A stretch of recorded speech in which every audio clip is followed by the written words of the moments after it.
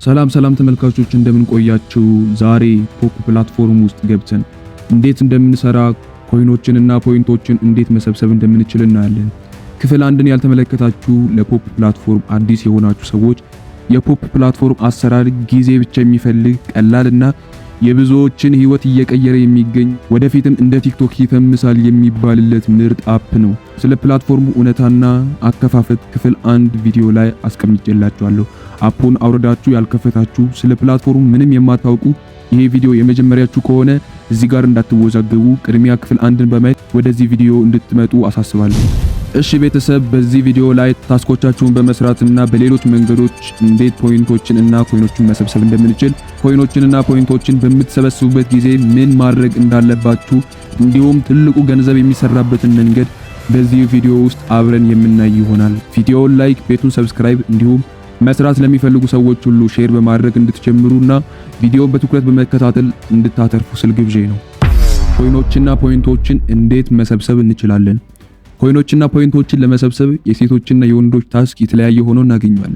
በመጀመሪያ ሴቶች የሚሰሯቸውን ታስኮቻቸውን ስንመለከት ጀማሪ ሴቶች አፑን ከፍተው ወደ ስራ ከመግባታቸው በፊት አሻራ መስጠት ያለባቸው ከማታ 1 ሰዓት በኋላ መሆን አለበት። ምክንያቱም ከማታ 1 ሰዓት በፊት ያስቀመጠላቸውን የዌልካም ሪዋርድ ለመቀበል ሰዓት ስለማይኖራቸው ከማታ 1 ሰዓት በኋላ አሻራ ሰጥተው መክፈት አለባቸው። ሴቶች በከፈቱበት ቀን ወይም ማታ ላይቭ ላይ ለ2 ሰዓት መቀመጥ ይኖርባቸዋል። ምክንያቱም በ24 ሰዓት ውስጥ አንዴ ካልተቀመጡ $1 ወይም 10,000 ፖይንታቸውን ማግኘት አይችሉም። የዚህ ፕላትፎርም የቀን አቆጣጠር 24 ሰዓት የሚያበቃው ማታ 1 ሰዓት ላይ ነው። ማለትም እኛ ነገ የምንለው ከጠዋቱ 12 ሰዓት ሲሆን በፖፕ ፕላትፎርም ህግ ደግሞ ወደ ነገ የሚቆጠረው ከማታ 1 ሰዓት በኋላ ነው። ስለዚህ ሴቶች አካውንታቸውን ከማታ 1 ሰዓት በኋላ የፊት አሻራ ሰጥተው ቢከፍቱ ይመከራል። እናም ማታ 1 ሰዓት ከመግባቱ በፊት ታስኮቻቸውን ቶሎ መጨረስ ይኖርባቸዋል። እሺ ሴቶች ላይቭ ላይ ለመግባት ፊት ለፊት ያለችውን የላይቭ ምልክቷን ወይም ከታች ከሚገኙት 5 አይከኖች 5ኛዋን አይከን በመንካት ወደ ፕሮፋይል ፔጃቸው ሄደው ሪዋርድ የሚለውን አንዴ በመንካት ወደ ውስጥ ይገባሉ። እዚህ ጋር ላይቭ ላይ ለ1 ሰዓት ከቆየች 5000 ፖይንት እሰጣታለሁ ነው የሚለው። ከታች ደግሞ ለ2 ሰዓት ከቆየች 10000 ፖይንት እሰጣታለሁ ነው የሚለው። እናም ጀማሪ ሴቶች በ24 ሰዓት ውስጥ ለ2 ሰዓት ላይቭ ላይ ሲቀመጡ 10000 ፖይንት ወይም $1 ይሰጣቸዋል ማለት ነው። እዚህ ጋር ምንድነው ስራ ከበዛባቸው ጊዜ ከሌላቸው 1 ሰዓት ቆይታችሁ ሲመቻችሁ 1 ሰዓቱን አሁን ግቡ ነው የሚላችሁ። ከታች ደግሞ ጊዜ ካላችሁ 2 ሰዓቱን ቀጥታ ላይቭ ላይ ቆዩ ነው የሚለው። እናም በምርጫችሁ አንዱን ትነካላችሁ። የ2 ሰዓቱን ቆይታ ለመቀመጥ እዚህ ጋር ጎ እንለዋለን። እናም ወደዚህ ያመጣና እዚህ ጋር ቻቲንግ፣ ሲንጊንግ፣ ዳንሲንግ እያለ ከሄደው ውስጥ አንዱን ትመርጡለታላችሁ። ከሱ በላይ ደግሞ ሃይ፣ ሰላም ወይም የፈለጋችሁትን ጽሁፎች ታስገባላችሁ። ከዛም ወደታች ወርዱና የሆስት አግሪመንቷ ራይት መሆኗን ካረጋገጣችሁ በኋላ ጎ ላይቭ የሚለውን ትነኩታላችሁ። ቀጥታ ወደ ውስጥ ያስገባችሁና የላይቭ ደቂቃውን መቁጠር ይጀምራል ማለት ነው። ስለዚህ ሴቶች ላይቭ ላይ ከተቀመጡ በኋላ ፕላትፎርሙ ጥፋት እንዳያጠፉ አንዳንድ የሚከለክላቸው ነገሮች አሉ። እነዚህ ምንድናቸው?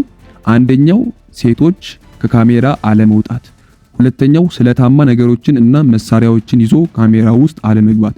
ለምሳሌ እንደ ቢላ፣ አርቲፊሻል ሽጉጥ ምናምን የመሳሰሉ ነገሮች አይፈቀድም። ሶስተኛው ህፃናትን ወይም ማንኛውንም ሰው አለማስገባት።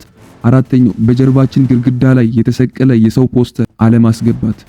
አምስተኛው ደግሞ ጨለማ ውስጥ ወይም ከፍተኛ ብርሃን ያለበት ቦታ ላይ አለመቀመጥ።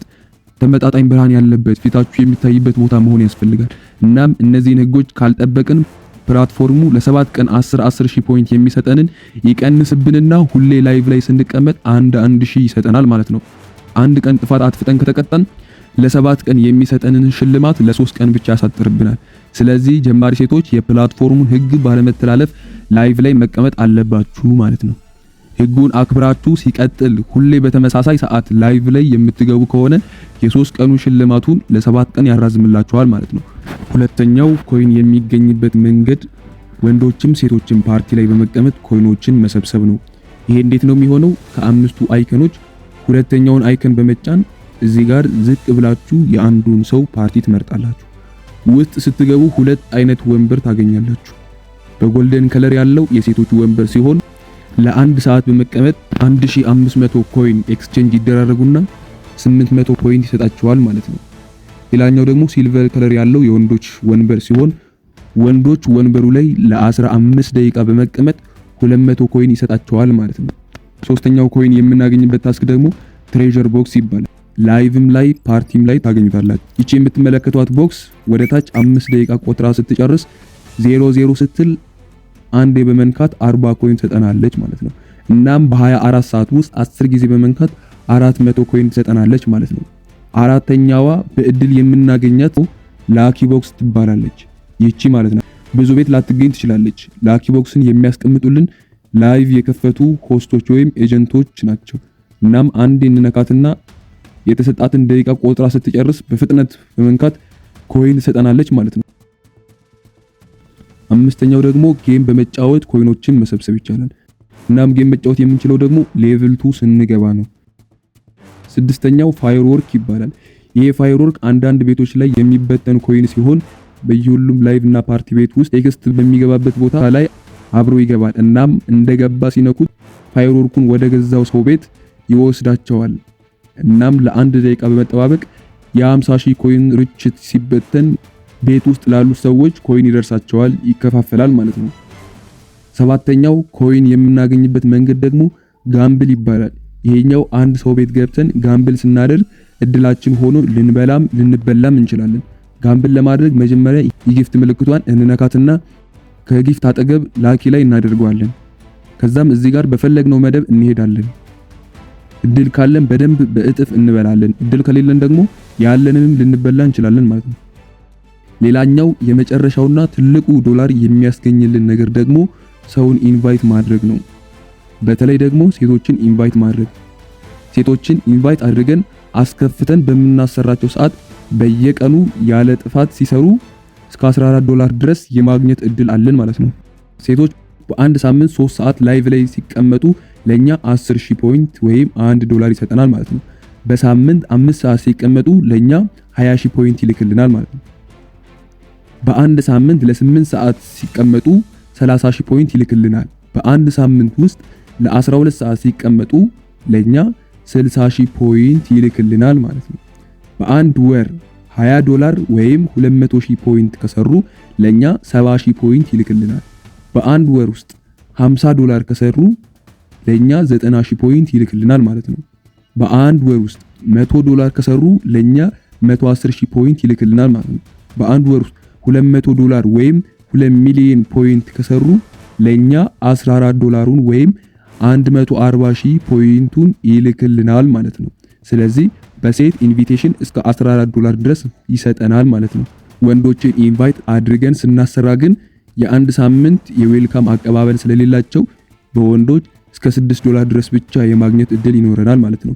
ኢንቫይት ለማድረግ መጀመሪያ ፕሮፋይላችን ፔጅ እንገባና ይህችን የኢንቫይት ምልክቷን አንዴ እንነካታለን። ከዛም ከታች ያለችውን ኢንቫይት ነው የሚለውን አንዴ እንነካዋለን። እዚህ ጋር ሰዎችን ኢንቫይት የምናደርግበት 4 የራሳችን ሊንኮችን እናገኛለን። ከዛም ከአራቱ አንዱ ሊንክ መርጠን ሼር የሚለውን እንነካለን።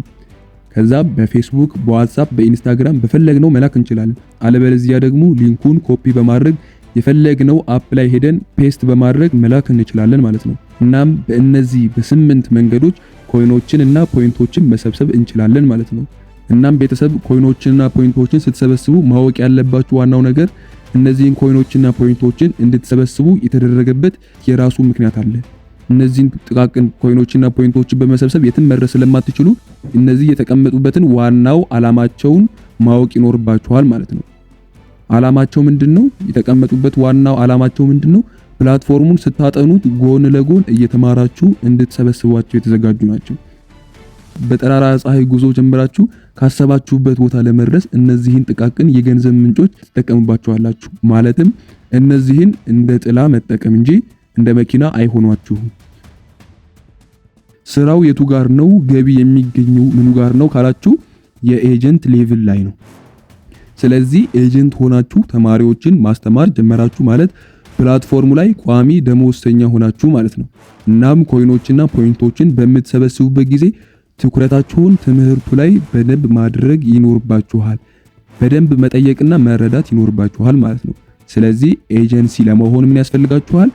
ስለ አፑ እውነታና ዓላማ መረዳት፣ ኮይኖችና ፖይንቶችን እንዴት መሰብሰብ እንደሚቻል ማወቅ፣ ፕላትፎርሙ ላይ የሚገኙ አንዳንድ ነገሮችን በጥቂቶቹ ማወቅ፣ ዌልዝ ሌቭላችንና ላይቭ ስትሪም ሌቭላችንን እንዴት ማሳደግ እንዳለብን ማወቅ።